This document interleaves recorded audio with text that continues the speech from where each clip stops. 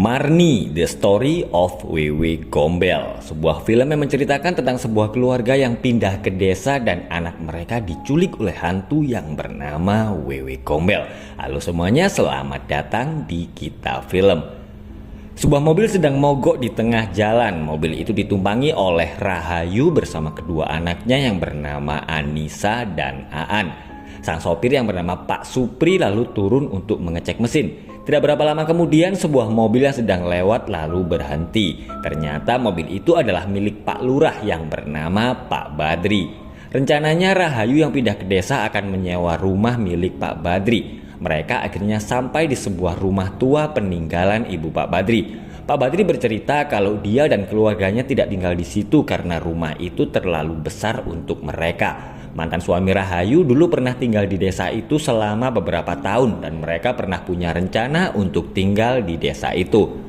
Anissa sedang berkeliling untuk melihat rumah yang akan dia tinggali. Dia lalu heran karena melihat sebuah benda yang ditaruh di beberapa tempat di rumah itu. Tiba-tiba Anissa mendengar ada suara dari dalam lemari dan ternyata Aan sedang bersembunyi untuk menakut-nakuti kakaknya.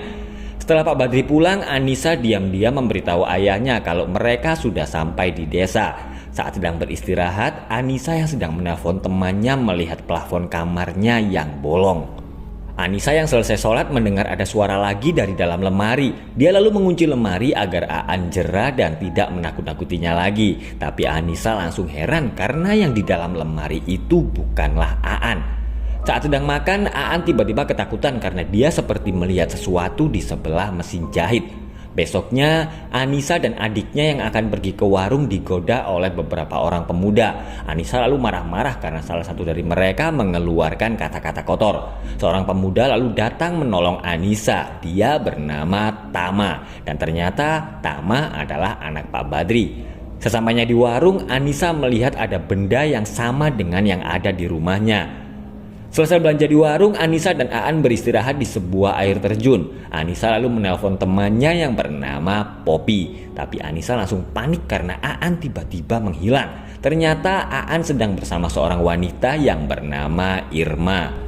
Melihat hari sudah menjelang maghrib, ibu pemilik warung menyuruh anak-anak yang masih bermain untuk segera pulang. Sementara itu, Aan yang sedang bermain langsung ketakutan karena ada seorang wanita yang mengetuk-ngetuk pintu rumahnya. Beruntung Anissa datang dan Aan pun segera memeluknya. Tapi ternyata yang dipeluk oleh Aan itu bukanlah kakaknya. Rahayu adalah seorang desainer batik. Anissa lalu mengajak ibu dan adiknya untuk makan malam. Tapi Aan kembali bertingkah aneh. Saat membacakan dongeng untuk adiknya, Anissa merasa aneh karena buku dongeng kancil itu berubah menjadi cerita tentang seorang perempuan yang dibunuh warga desa di sebuah pohon besar. Perempuan itu lalu berjanji akan membalaskan dendamnya dan mengambil anak-anak penduduk desa. Tama yang setelah selesai sholat didatangi oleh sosok hantu perempuan. Sementara itu Anissa langsung ketakutan karena ada bayi yang turun dari plafon kamarnya. Keesokan harinya Rahayu marah-marah karena Aan mencoret-coret kertas desain batiknya. Rahayu bingung karena desain itu harus dikirim sore ini, sementara tinta printernya sudah habis.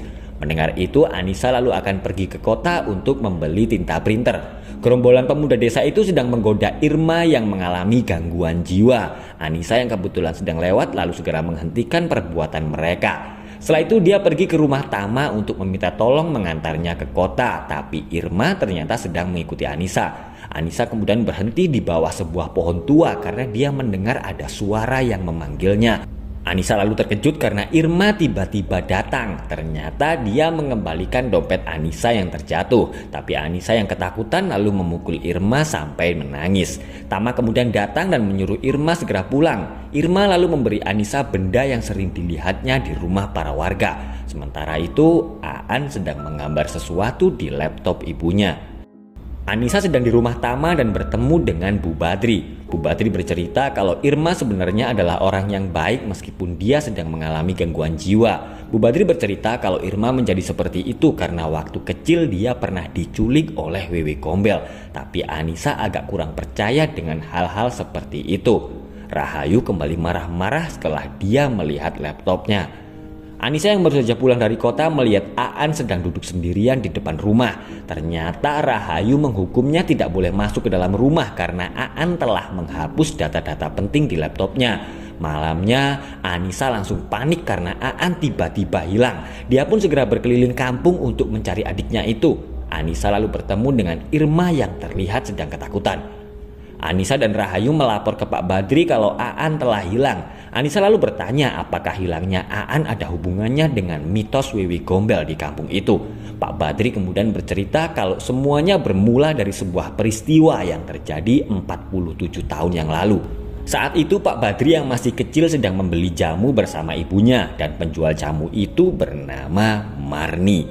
Setelah jamunya habis, Marni buru-buru pergi karena dia melihat ayah Pak Badri yang bernama Pak Joko. Tapi saat di jalan, sekelompok pemuda yang dipimpin oleh Jantra lalu menggodanya. Jantra adalah kakak tiri Pak Badri. Dia dan teman-temannya lalu bergiliran memperkosa Marni di tengah hutan. Setelah kejadian itu, Marni yang terpukul mengalami gangguan jiwa. Marni yang sedang hamil lalu melahirkan anaknya sendirian di bawah pohon tua, dan setelah itu dia pergi menghabisi Midun, yaitu teman Jantra yang dulu ikut memperkosanya. Ibu Badri yang bernama Sumiati mendatangi Marni karena dia ingin merawat bayinya, tapi Marni langsung menolak dan memberitahu Sumiati tentang kejadian yang dialaminya. Mendengar itu, Sumiati tidak percaya dan menganggap kalau Marni telah berbohong. Beberapa warga lalu datang dan berkata kalau Marni telah membunuh Midun.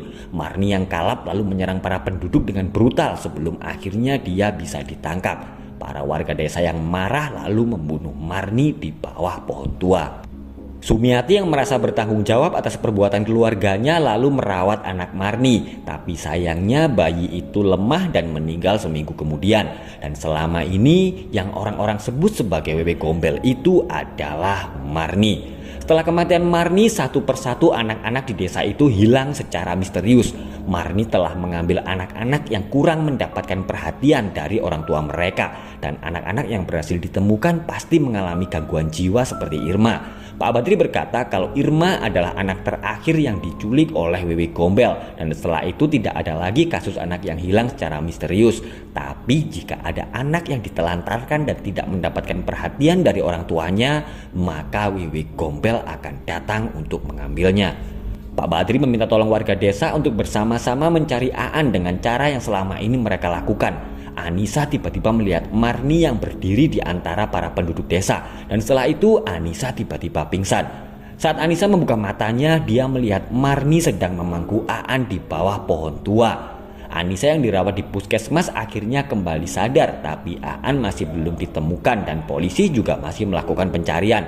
Rahayu meminta maaf karena selama ini dia terlalu keras kepada Anissa dan Aan. 1 bulan telah berlalu dan Anissa belum bisa menemukan adiknya. Suatu malam, Irma mendatangi Anissa yang sedang membuang sampah. Dia kembali memberi Anissa benda itu, tapi Anissa justru marah-marah dan menginjak benda itu.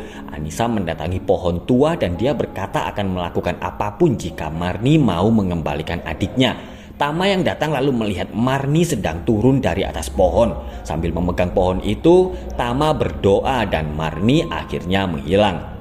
Rahayu menyesali perbuatannya dan berdoa agar Aan segera ditemukan. Tiba-tiba dia mendengar suara Aan memanggilnya. Rahayu pun segera keluar dan melihat Aan sedang berdiri di depan rumah.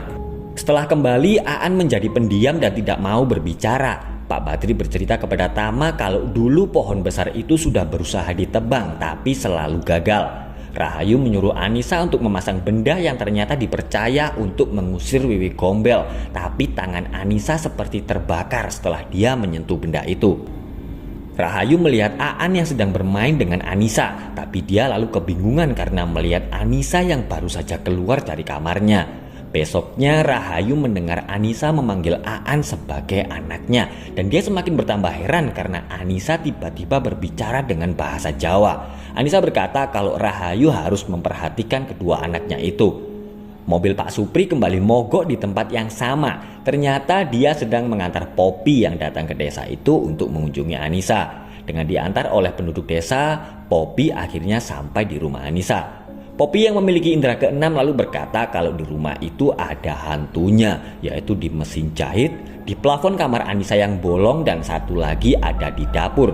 Tapi di antara hantu-hantu itu ada satu makhluk yang paling berbahaya, yaitu Wewe Gombel. Poppy membelikan sebuah mainan untuk Aan, tapi Anissa terlihat tidak suka dan mengajak Aan bermain dengannya. Anissa menyuruh Poppy tidur di kamarnya, sementara dia akan tidur bersama Aan. Tiba-tiba ada hantu yang keluar dari plafon dan menyerang Poppy. Beruntung Poppy masih selamat karena dia ditolong oleh sosok kakek yang selama ini menjaganya. Besoknya Poppy berkata kepada Anissa kalau dia kadang-kadang melihat Anissa sebagai orang lain. Anissa lalu bercerita kalau setelah Aan kembali, dia sering merasa hilang kesadaran dan tidak bisa mengendalikan dirinya. Tiba-tiba Aan menangis karena dia ingin pulang dan bertemu dengan ibunya. Sesampainya di rumah, Irma mendatangi Poppy dan memberinya benda untuk menangkal Wewe Gombel. Saat memegang tubuh Irma, Poppy tiba-tiba melihat kejadian yang dulu dialami oleh Irma. Poppy dan Anissa lalu melihat Aan yang sedang bicara sendirian di dalam kamar. Anissa segera masuk ke dalam kamar dan tidak berapa lama kemudian dia seperti menjadi orang lain. Saat sedang makan, Anissa bertingkah aneh karena Poppy ternyata membawa keris pelindungnya. Dengan menggunakan mainan Aan, Poppy melihat Anissa yang sedang berada di dapur. Pak Badri dan Tama datang karena mereka ingin mengajak Rahayu ikut dalam acara membersihkan area di sekitar pohon tua. Pak Badri berencana akan membangun sebuah pesantren di dekat pohon itu. Poppy menyuruh makhluk yang berada di dalam tubuh Anissa untuk segera pergi. Mendengar itu, Anissa langsung marah dan menyerang Poppy. Anissa yang sedang kerasukan juga menyerang Tama yang berusaha menyadarkannya. Marni tiba-tiba keluar dari tubuh Anissa dan dia kembali menyerang Tama.